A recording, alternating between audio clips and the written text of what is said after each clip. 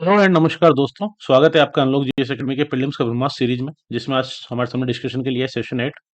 इस सीरीज में हम डिस्कस कर रहे हैं पिछले 10 साल के पीवाईक्यूज को, साथ ही क्वेश्चंस की अप्रोच को देखेंगे, एक्सपेक्टेशंस क्या है एग्जामिनर्स की, और जो जीएस टॉपिक्स हैं उन पर डिस्कशन करेंगे। इससे पहले एक इम्पोर्टेंट क्वेरीज पर हम डिस्कशन कर लेते हैं। बहुत सारे एस्पिरेंट्स की स्टूडेंट्स की क्वेरीज आ रही हैं इस चीज़ को लेकर कि इन वीडियोस को डेली उपलब्ध कराया जाए। साथ ही क्या ये 2023 का जो प्रीलिम्स है 28 मई को, उससे पहले कंप्लीट हो पाएगा, कितने वीडियोज आएंगे, कब तक ये कंप्लीट हो पाएगा, इस चीज़ को लेके। तो इसके लिए मैं क्लियर कर देता हूँ। इस सीरीज को शुरू करने का जो उद्देश्य था, प्रीलिम्स का ब्रह्मास्त्र सीरीज को, मेन चीज़ थी कि पीवाईक्यूज का जो वेटेज है उसको आप समझें और उसके महत्व को आप समझें कि पीवाईक्यूज की कोई ट्रिक नहीं है। यूपीएससी के कोई एग्जाम की कोई ट्रिक नहीं हो सकती कि किसी एक ट्रिक से ये चीज़ सॉल्व हो जाएगी। ये एक हैबिट आपको डेवलप करनी पड़ेगी चीज़ों को समझने की, पीवाईक्यूज को समझने की। क्योंकि यूपीएससी का जो प्रीलिम्स का सिलेबस है वो 6 लाइन का सिलेबस है, जिसमें हम कुछ पता नहीं लगा सकते। तो हमारे सामने जो एकमात्र रिसोर्स है जिससे हम प्रीलिम्स एग्जामिनेशंस के बारे में थोड़ा बहुत अंदाजा लगा सकते हैं, वो है पीवाईक्यूज, प्रीवियस ईयर क्वेश्चंस। इन क्वेश्चंस को सोल्व करने का या डिस्कस करने का जो कारण है, उसका सिर्फ इतना सा उद्देश्य है कि आप एक हैबिट डेवलप करें और ये चीज़ समझें कि यूपीएससी किस माइंडसेट से क्वेश्चन पूछ रहा है। क्या वो कॉमन सेंस जानना चाह रहा है, या वो अपनी आपकी नॉलेज को चेक करना चाह रहा है, या आपकी कूलनेस और कॉन्फिडेंस को चेक करना चाह रहा है। क्योंकि कई बार ऑप्शंस इतने उलझाए होते हैं कि अगर आपका कॉन्फिडेंस स्ट्रांग नहीं है, आपने जो पढ़ा है उस पे आप कॉन्फिडेंट नहीं है, तो क्वेश्चन को आप गलत कर देते हैं। तो इन सब चीज़ों को जानने के लिए यूपीएससी के पीवाईक्यूज इस तरह से फॉर्म किए जाते हैं, और हमारा उद्देश्य यही है कि आप हम इस हैबिट को डेवलप करें थ्रू एग्जाम एग्जाम आने तक, ताकि जब 28 मई को आप एग्जाम देने बैठें तो आपको ऐसा नहीं लगे कि आप कुछ नई चीज़ देख रहे हैं। साथ ही आपके अंदर वो एक हैबिट डेवलप हो कि आप उन क्वेश्चंस को समझ सकें कि एक्चुअली इसमें क्या पूछा जा रहा है, क्या यूपीएससी जानना चाह रहा है एक्चुअली हमसे, और उसी तरह से आप उन क्वेश्चंस को सही कर पाएँ। जहाँ तक बात है आपकी अनिश्चितता की, आपकी डाउट्स की, तो आप इसके लिए बिल्कुल निश्चिंत रहिए कि हर हालत में 30 अप्रैल से पहले, 28 मई 2023 को एग्जाम है यूपीएससी प्रीलिम्स का। 30 अप्रैल से पहले हर हालत में ये सारे 10 साल के जो पीवाईक्यूज हैं, 10 इयर्स पीवाईक्यूज, ये हम डिस्कस करेंगे आपके सामने। उसके लिए हमें डेली 1 या 2 दिन में आपके सामने 2 वीडियोज़ भी अवेलेबल होंगे, कभी-कभी 3 वीडियोज़ भी अवेलेबल होंगे। इसलिए हर हालत में 30 अप्रैल से पहले इसके लिए आप बिल्कुल निश्चिंत रहिए, ये हमारा कमिटमेंट है आपसे। 30 अप्रैल से पहले हर हालत में हम इस पूरी सीरीज को कंप्लीट करेंगे, और उसका जो फाइनल कंपाइलेशन है, चाहे वो 10 वीडियोज़ का कंपाइलेशन हो 10 साल के क्वेश्चंस का, और एक जो फाइनल कंपाइलेशन होगा जिसमें पूरे 10 साल के पीवाईक्यूज होंगे, वो भी हम आपको अवेलेबल करवा देंगे। तो इसके लिए बिल्कुल आप निश्चिंत रहिए, 30 अप्रैल से पहले हर हालत में ये सीरीज कंप्लीट हो जाएगी। तब तक आप डेली इस सीरीज को देखिए, डेली आप पीवाईक्यूज को देखिए, जहां से भी आप देखना चाहें, इस चैनल के थ्रू या कहीं और से भी, लेकिन प्लीज पीवाईक्यूज को डेली देखिए, क्योंकि ये हैबिट फॉर्म करने वाली बात है, ये हैबिट डबल करने वाली बात है। जब आप डेली पीवाईक्यूज को देखेंगे तो आप समझ पाएंगे उसको इंटरनली कि किस तरह से क्वेश्चन फॉर्म किए जाते हैं, क्या यूपीएससी जानना चाह रहा है, और वो आपकी एक अपनी समझ विकसित करेगा। क्योंकि यहाँ मैं जो डिस्कस कर रहा हूँ वो मेरी अंडरस्टैंडिंग है, जितना मैं यूपीएससी को समझाऊं, आप कुछ और चीजें समझ पाएंगे जो शायद मैं नहीं समझ पा रहा हूँ। तो इसलिए प्लीज पीवाईक्यूज को डेली देखिए। शुरू करते हैं क्वेश्चंस। क्वेश्चन नंबर 71 है,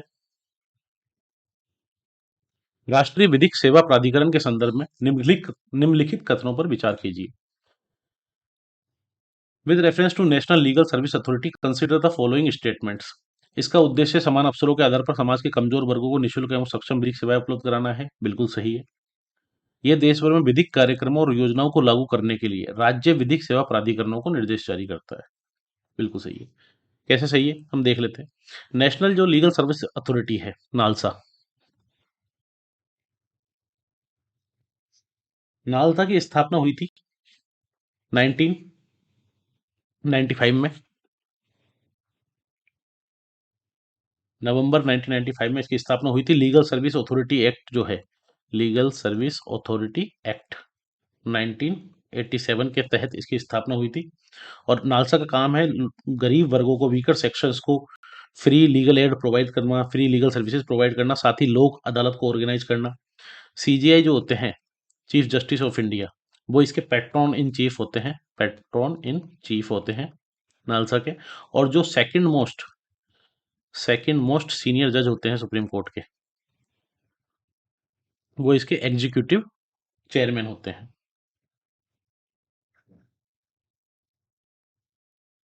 तो इसका जो ऑब्जेक्टिव होता है, प्रोवाइड करना होता है फ्री और लीगल सर्विसेज वीकर सेक्शंस के लिए, ताकि इक्वल अपॉर्चुनिटी मिल सके उन्हें। और दूसरा, देश भर में जो विधिक कार्यक्रम, क्योंकि इसी तरह से नालसा का, जिस तरह से सेंट्रल लेवल पे नालसा फॉर्म की जाती है, उसी तरह से स्टेट लेवल पे स्टेट लीगल सर्विस अथॉरिटीज होती है, साथ ही डिस्ट्रिक्ट लेवल पर डिस्ट्रिक्ट लेवल सर्विस अथॉरिटीज होती है। तो ये देश भर में विधिक कार्यक्रम योजना को लागू करने के लिए जो स्टेट लीगल सर्विस अथॉरिटीज हैं, राज्य विधिक सेवा प्राधिकरण है, उनको डायरेक्शंस, निर्देश भी जारी करते हैं। बिल्कुल सही है। इसलिए इसका सही आंसर है सी, 1 और 2 दोनों। ये क्वेश्चन पूछा गया था। अल्तमस कबीर सीजीआई बने थे सितंबर 2012 में, और अल्तमस कबीर एग्जीक्यूटिव चेयरमैन थे, सेकंड मोस्ट सीनियर जज थे ये उस समय 2010 में। तो ये एग्जीक्यूटिव चेयरमैन थे उस समय नालसा के। और जब ये एग्जीक्यूटिव चेयरमैन थे नालसा के, उस समय इन्होंने national plan for action to be executed by state legal service authority शुरू किया था, जिसमें इन्होंने स्टेट जो लीगल सर्विस अथॉरिटी है उनके लिए कैलेंडर निकाला था, पूरे साल का कैलेंडर निकाला था, जैसे एक यूपीएससी एग्जाम कैलेंडर निकालता है, इस तरह से पूरे साल का उनकी एक्टिविटीज के लिए कैलेंडर निकाला था। और स्टेट जो लीगल सर्विस अथॉरिटी जो उनको डायरेक्शंस दिए थे। साथ ही इन्होंने लीगल सर्विसेज का जो प्रोविजन है वो ट्रांसजेंडर कम्युनिटी के लिए लीगल सर्विसेज का जो प्रोविजन है वो शुरू किया था, और इसको एक नए प्रोजेक्ट के रूप में शुरू किया था। ये बाद में 39वें सीजीआई बने, तो इसलिए ये क्वेश्चन पूछा गया था। नेक्स्ट जो क्वेश्चन है, क्वेश्चन नंबर 72। तड़ित झंझा के दौरान आकाश में तड़ित किसके द्वारा, किनके द्वारा उत्पन्न होती है? During a thunder storm the thunder in the sky is produce by the. इसमें तीन ऑप्शन दिए गए हैं। आकाश में कपासी बरसी मेघों के मिलने से, तड़ित से जो वर्षा मेघों को पृथक करती है, और हवा और जलकणों के ऊपर की ओर तीव्र चलन से। थंडर स्टॉर्म की अगर हम बात करें, जो थंडर स्टॉर्म है, थंडर स्टॉर्म पैदा होता है जो रैपिड अपवार्ड मूवमेंट होता है, रैपिड अपवार्ड मूवमेंट होता है किसका? वार्म, गर्म और मॉइस्ट, जो नमी वाली जो हवा होती है मॉइस्ट एयर का, तो रैपिड अपवार्ड मूवमेंट होता है, उससे थंडर स्टॉर्म बनता है। और ये जो वार्म मोस्ट एयर ऊपर जाती है, उसके बाद ये कूल और कंडेंस हो जाती है, और कंडेंस होने के बाद कौन से क्लाउड बनाती है? Cumulo nimbus. क्यूमुलो निम्बस बादलों को बनाती है। लेकिन meeting of cumulo nimbus cloud in the sky ये एक कारण नहीं है थंडर के बनने का। क्यूमुलो निम्बस स्काई बनते हैं थंडर स्टॉर्म में, ये सही बात है, लेकिन ये एक कारण नहीं है, इसलिए एक तो यही गलत हो जाता है। दूसरी चीज है, थंडर की अगर हम बात करें, तो थंडर क्या होता है? मेनली लाइटनिंग के द्वारा होता है। जब लाइटनिंग प्रोड्यूस होती है तो लाइटनिंग बोल्ट जो होते हैं ट्रेवल करते हैं क्लाउड से लेके, बादलों से लेके ग्राउंड तक। और जब ये नीचे ट्रेवल करते हैं तो एक लिटिल होल, मतलब जिसमें कहते हैं एक चैनल सा क्रिएट कर देते हैं, जिसको कहते हैं खाली चैनल, क्लियर। और जब ये लाइट चली जाती है उसके बाद एयर कोलेप्स होती है, और इसमें एक, जिसको कहते हैं कि एक सोनिक बूम सा प्रोड्यूस होता है, सोनिक शॉक प्रोड्यूस होता है, जिसका कारण होता है लाइटनिंग जब होती है तो ये क्या करती है? प्रेशर को बढ़ा देती है और साथ ही टेम्परेचर बढ़ा देती है, और उसके बाद रैपिड एयर एक्सपेंड होती है, और उससे सोनिक बूम, जिसको सोनिक शॉक कह सकते हैं, ये प्रोड्यूस होता है, ये जनरेट होता है। और उसी के बाद थंडर, जो आवाज हमको सुनाई देती है थंडर की, वो जनरेट होती है। जब ये चैनल में, इसको कहते हैं when the light is gone the air collapse back in and creates a sound wave that we hear as a thunder. और इसीलिए लाइटनिंग हमको पहले दिखाई देती है थंडर से, आवाज से पहले हमको लाइटनिंग दिखाई देती है, क्योंकि लाइट ज्यादा तेज फास्ट करती है साउंड के मुकाबले। तो इसका जो सही आंसर है वो है उपयुक्त में से कोई नहीं, क्योंकि lightning that separates the nimbus cloud, इसकी वजह से भी थंडर प्रोड्यूस नहीं होते। दूसरा है हवा और जलकणों के ऊपर की ओर तीव्र चलन से, ये भी गलत ऑप्शन है। नेक्स्ट क्वेश्चन है, निम्नलिखित युग्मों पर विचार कीजिए। चार ट्राइब्स का नाम दिया गया है, साथ ही उनसे रिलेटेड स्टेट्स का नाम दिया गया है कि ये किस स्टेट से रिलेटेड है, और चार पेड़ दिए गए। लिम्बू ट्राइब की बात करें तो लिम्बू ट्राइब सिक्किम पाई जाती है, बिल्कुल सही है। कार्बी की अगर हम बात करें तो कार्बी आंगलोंग, आपको पता होगा, आपने सुना होगा, कार्बी आंगलोंग जगह है आसाम में, इसलिए ये गलत है। और कार्बी आंगलोंग न्यूज में था, क्योंकि कार्बी आंगलोंग जो ट्राइब है, कार्बी जनजाति है, इनका काफी समय से सेपरेट स्टेट को लेके प्रोटेस्ट चल रहा है, अलग राज्य की मांग कर रहे हैं। इसी तरह से डोंगरिया कोंद की बात करें तो डोंगरिया कोंद उड़ीसा में पाई जाती है जनजाति, और ये भी पॉस्को प्रोजेक्ट उस समय चल रहा था, उसको लेके काफी न्यूज में थी। इसी तरह से बोंडा जो ट्राइब है ये भी उड़ीसा में ही पाई जाती है, और ये न्यूज में थी। इसका कारण था क्योंकि इनकी जो पॉपुलेशन है बोंडा ट्राइब की, ये डिक्लाइन कर रही है, इस वजह से ये न्यूज में थी, तो इसलिए ये क्वेश्चन पूछा गया था। तो इसका जो सही आंसर है वो है लिंबू और डोंगरिया कोंड, 1 and 3। सही आंसर है 1 and 3। बोंडा भी इसमें से, आपको अगर पता होता कि बोंडा तमिलनाडु में नहीं है तब भी इसका आंसर निकाला जा सकता था। कार्बी आपको पता होना चाहिए, कार्बी असम में है, कार्बी भी गलत है। नेक्स्ट क्वेश्चन है क्वेश्चन नंबर 74। इसमें पूछा गया है निम्नलिखित तरल परिसंपत्तियों पर विचार कीजिए, which consider the following liquid assets. Liquid assets की बात की गई है, इनमें लिक्विडिटी पूछी गई है कि 4 ऑप्शंस दिए गए हैं। बैंकों के पास मांग जमा, जिसको कहते हैं डिमांड डिपॉजिट, बैंकों के पास शाब्दिक जमा, जिनको कहते हैं टाइम डिपॉजिट, फोर्थ है सेविंग डिपॉजिट, और एक है करेंसी। इनका तरलता के घटते हुए क्रम में इनका सही अनुक्रम डालना है। इसमें 4 ऑप्शन दिए गए। अब आप देखिए, ये हम सबको पता है कि करेंसी सबसे ज्यादा लिक्विड होती है, मोस्ट लिक्विड एसेट है करेंसी। जब आपकी करेंसी होती है मोस्ट लिक्विड एसेट होती है। ऐसे में इसके जो ऑप्शंस दिए गए हैं, तो आप अगर देखिए, करेंसी सबसे ज्यादा लिक्विड है, करेंसी सबसे ज्यादा लिक्विड है, तरलता के घटते हुए क्रम में हमें बताना है, तो पहला और सी यहां से गलत हो जाता है क्योंकि ऑप्शन बचते हैं 4321, 4132। अब हम देखें, करेंसी के बाद जो सबसे कम, अगर हम इन चारों ऑप्शन में देखें तो सबसे कम लिक्विड कौन सा है? सबसे कम लिक्विड है टाइम डिपॉजिट, जिसको कहते हैं शाब्दिक जमा। टाइम डिपॉजिट इसलिए सबसे कम लिक्विड होता है क्योंकि टाइम डिपॉजिट का एक फिक्स टाइम होता है, ये इसको कहते हैं एफडी, फिक्स डिपॉजिट की तरह होता है, जिसमें आप 3 साल, 5 साल, 1 साल, जितना भी टाइम फ्रेम हो उस तक के लिए आपकी मनी रुक जाती है। ऐसे में ये सबसे कम लिक्विड डिपॉजिट, लिक्विड एसेट होती है टाइम डिपॉजिट। तो जो हमारा आंसर होगा उसमें सबसे ज्यादा लिक्विड कौन सा है? करेंसी। और सबसे कम लिक्विड क्या है? बैंकों के पास शाब्दिक जमा। कौन सा एक ऑप्शन है जिसमें ये सब कुछ अरेंजमेंट सही बैठता है? वो है डी। इसका जो सही आंसर है वो है डी, क्योंकि सबसे ज्यादा लिक्विड जो है वो है करेंसी। करेंसी के बाद जो लिक्विड है वो है डिमांड डिपॉजिट। डिमांड डिपॉजिट क्या है? आप जमा कराते हो, आप जब भी डिमांड करोगे वो आपको मिल जाएगा डिमांड पे। दूसरा है सेविंग डिपॉजिट, और फाइनली जो आता है वो है टाइम डिपॉजिट, जिसको फिक्स डिपॉजिट कह सकता है, एफडी, क्योंकि ये सबसे कम लिक्विड होता है। इसका सही आंसर है 4132। नेक्स्ट क्वेश्चन है क्वेश्चन नंबर 75। भारतीय अर्थव्यवस्था के संदर्भ में खुला बाजार प्रचालन किसे निर्दिष्ट करता है? In the context of Indian economy open market operations refers to. 4 options दिए गए हैं। अनुसूचित बैंकों द्वारा आरबीआई से ऋण लेना, वाणिज्यिक बैंकों द्वारा उद्योग और व्यापार क्षेत्रों को ऋण देना, आरबीआई द्वारा सरकारी प्रतिभूतियों का क्रय और विक्रय, और ये उपरोक्त में से कोई नहीं। ओपन मार्केट ऑपरेशंस की अगर हम बात करें तो जनरली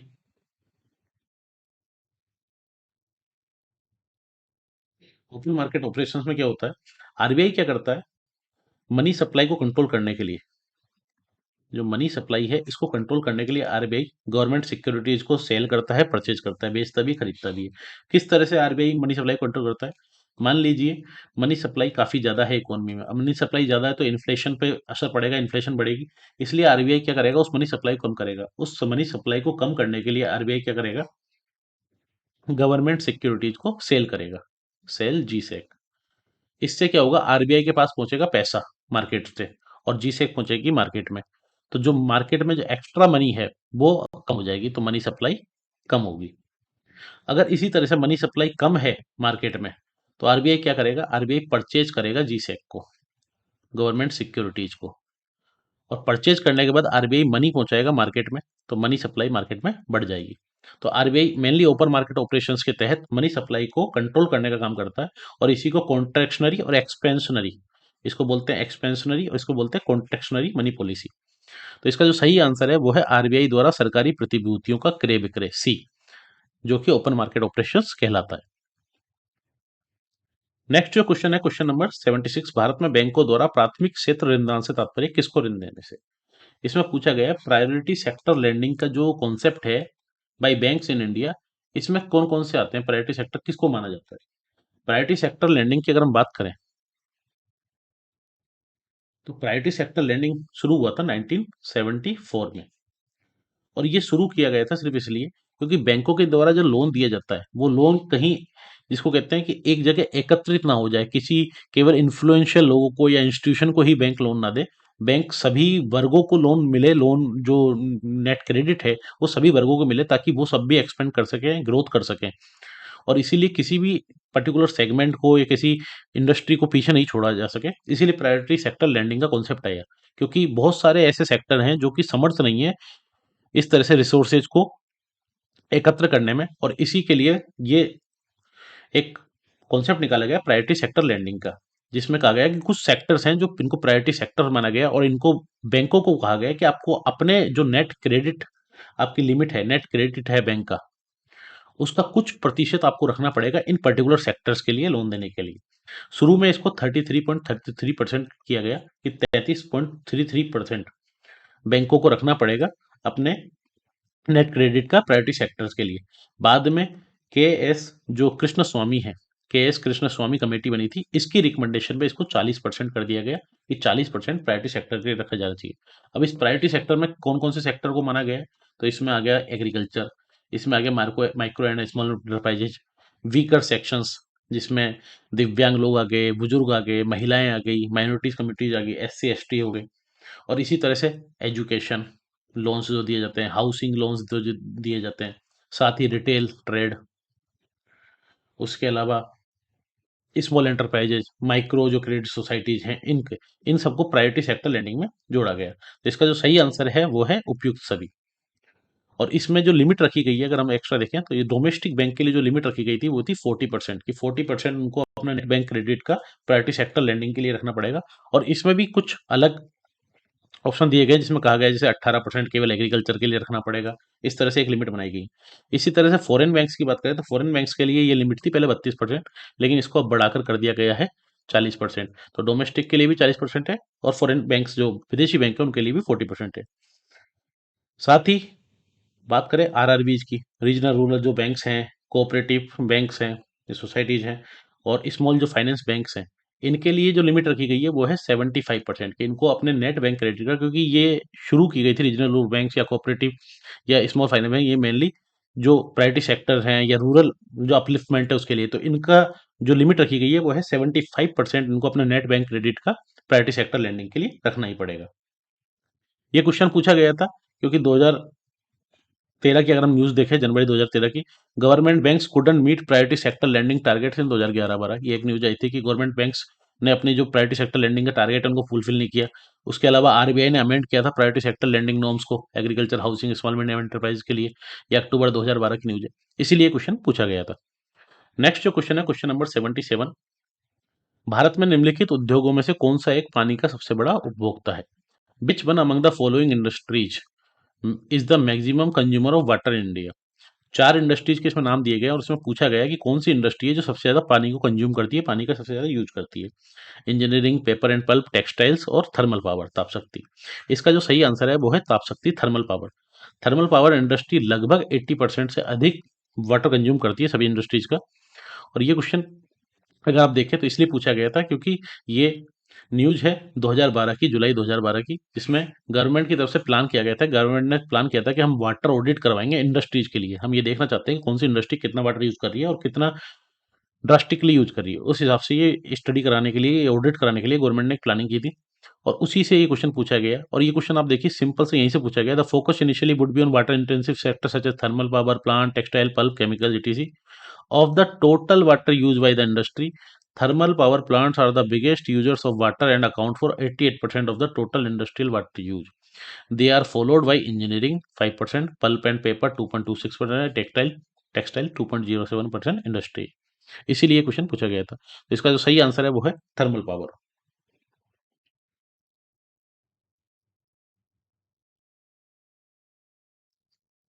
नेक्स्ट जो क्वेश्चन है क्वेश्चन नंबर 78, जनांकिकीय लाभांश के पूर्ण लाभ को प्राप्त करने के लिए भारत को क्या करना चाहिए to obtain full benefits of demographic dividend. Demographic dividend के पूरे बेनिफिट प्राप्त करने के लिए व्हाट शुड इंडिया डू? कुशलता विकास का प्रोत्साहन करना चाहिए, और अधिक सामाजिक सुरक्षा योजनाओं को प्रारंभ करना चाहिए, शिशु मृत्यु दर में कमी करनी चाहिए, उच्च शिक्षा का निजीकरण करना चाहिए। ये क्वेश्चन है केवल कॉन्सेप्ट का। अगर आपका कॉन्सेप्ट क्लियर है, प्रीलिम क्लियर है। आप देखिए, अगर हम बात करें डेमोग्राफिक डिविडेंड की, जनसांख्यिकीय लाभांश की, क्या होता है डेमोग्राफिक डिविडेंड? कि किसी कंट्री के, किसी भी देश के, जो उसका एज स्ट्रक्चर है, वहां की पॉपुलेशन का एज स्ट्रक्चर, उसमें ये देखा जाता है कि उसमें किस तरह का चेंज आ रहा है एज स्ट्रक्चर में। क्या उसमें डिपेंडेंट जो पर्सन है उनकी तादाद ज्यादा है, या उसमें वर्किंग एज जो पॉपुलेशन है उसकी तादाद ज्यादा है?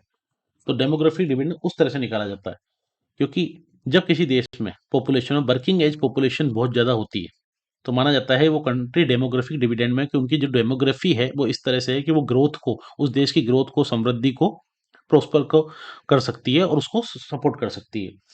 भारत की अगर हम बात की जाए, तो भारत में 62.5% जो पॉपुलेशन है वो है 15 से 59 वर्षों के बीच में। इसके कई और आंकड़े मिलते हैं, लेकिन इसके आसपास ही माना जा सकता है। और ये एक स्टडी है जिसमें कहा गया था कि 2005 से ये डेमोग्राफिक डिविडेंड का जो कॉन्सेप्ट है शुरू हुआ था, और ये लगभग भारत को डेमोग्राफिक डिविडेंड वाली कंडीशन में रहेगा लगभग 2055 तक। और 2036 में ये डेमोग्राफिक डिविडेंड का पीक होगा इंडिया में, जब लगभग 65% पॉपुलेशन वर्किंग एज पॉपुलेशन होगी। ऐसे में, अब ये वर्किंग एज पॉपुलेशन क्वेश्चन था। अब आप देखिए उच्च शिक्षा का निजीकरण, इस ऑप्शन को देखिए, उच्च शिक्षा का अगर निजीकरण होगा, प्राइवेटाइजेशन होगा हायर एजुकेशन का, तो बहुत सारे जो वीकर सेक्शन हैं, जो गरीब, जो निचले तबके के लोग हैं, जिनके पास उतनी सामर्थ्य नहीं है, उतने रिसोर्सेज नहीं है, वो इस हायर एजुकेशन को प्राप्त ही नहीं कर पाएंगे, क्योंकि प्राइवेटेशन होने के बाद उन्हें उस तरह का रिसोर्सेज नहीं होंगे, उनके पास अवेलेबल नहीं होंगे। तो ऐसे में वो हायर एजुकेशन प्राप्त नहीं कर पाएंगे।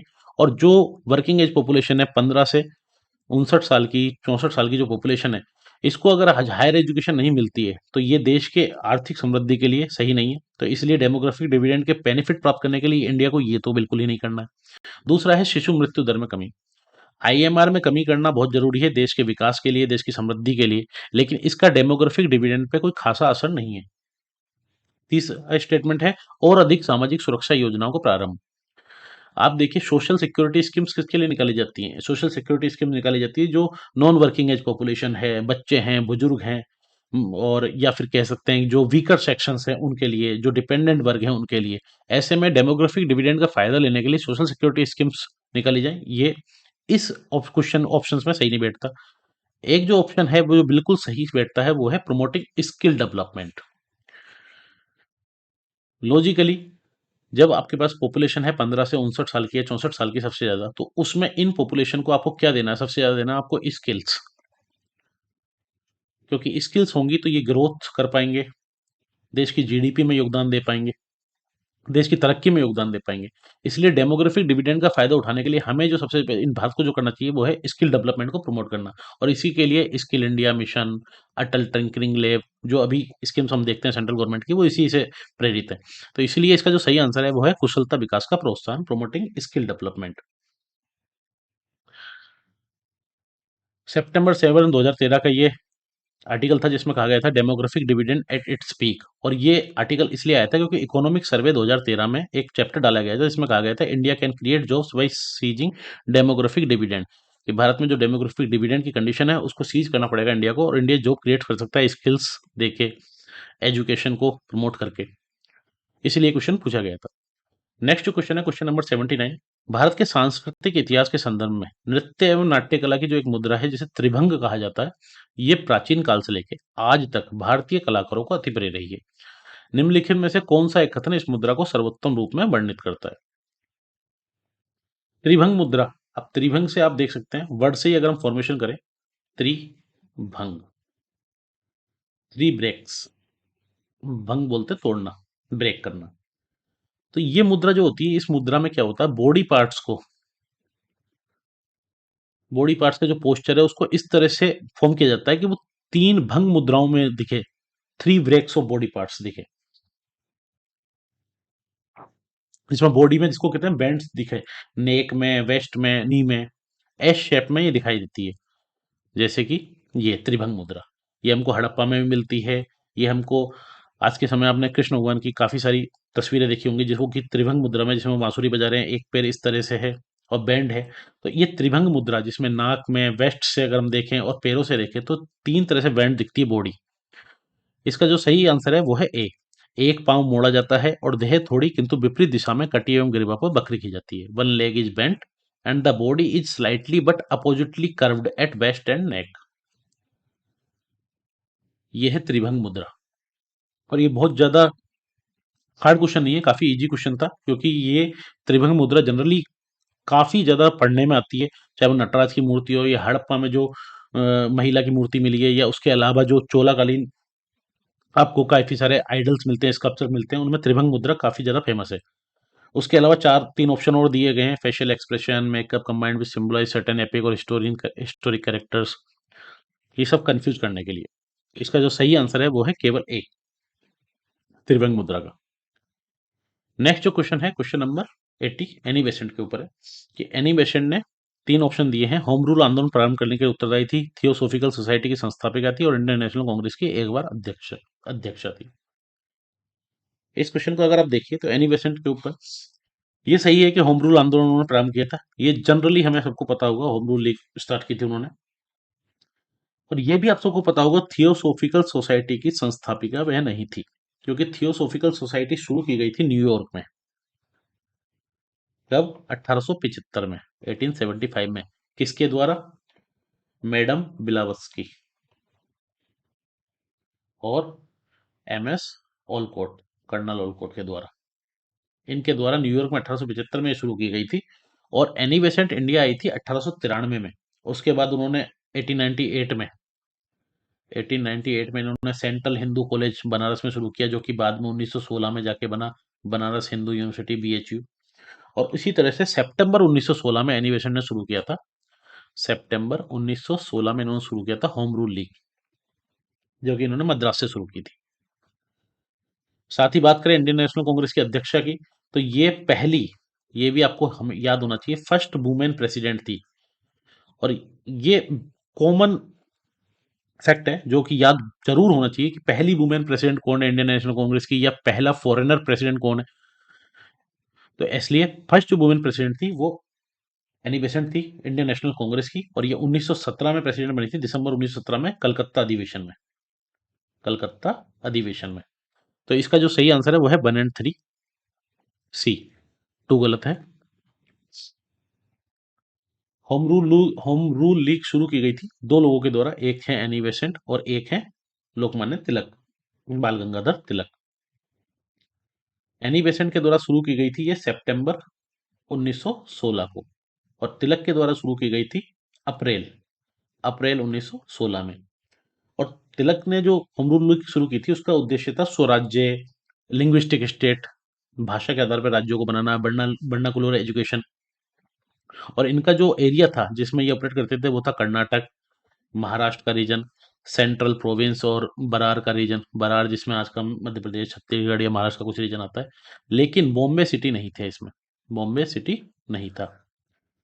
और जो एनिवेशन का होम रूल लीग था ये ऑल ओवर इंडिया इसका वर्किंग प्लेस था, accept in this areas, in areas के अलावा ऑल ओवर इंडिया, साथ ही बॉम्बे सिटी। तो ये भी क्वेश्चन पूछा जा सकता है कि क्या तिलक के home rule league Bombay city में थी। तो बिल्कुल याद रखना, ये स्पेसिफिक मैं बता रहा हूँ, बॉम्बे सिटी में नहीं था। बॉम्बे सिटी में होम रूल लीग जो मूवमेंट चल रहा था वो था एनी बेसेंट वाली होम रूल लीग। और साथ ही